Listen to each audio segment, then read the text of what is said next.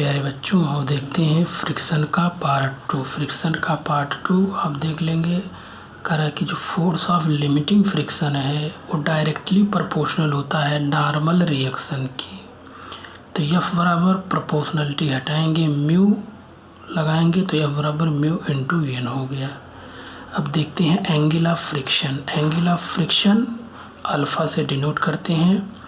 तो angle of friction जो होता है, ये एंगल ऑफ फ्रिक्शन अल्फ़ा जो है ये नॉर्मल रिएक्शन और नॉर्मल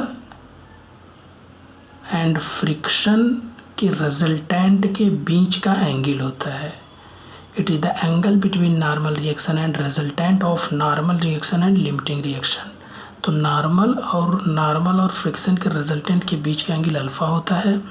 तो टेन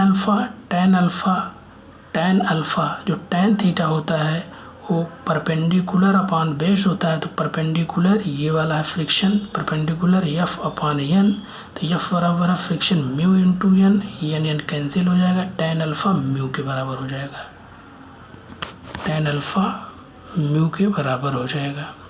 और उसके बाद देखेंगे एंगल ऑफ रिपोज का मतलब होता है कि किसी इंक्लाइंड पे वह एंगल होता है बॉडी जिस पर जस्ट स्लाइड करने वाली हो। क्या हो? Just begin to slide down. It is that angle of an inclined plane with the horizontal at which a body placed on the inclined plane. Inclined plane horizontal से inclined plane का वह angle just begins to slide. तो at angle of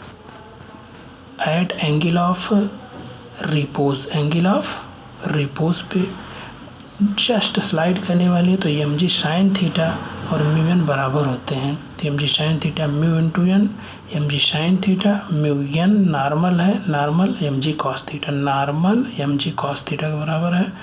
तो M g cancel out, sin theta upon cos theta, tan theta equal to mu.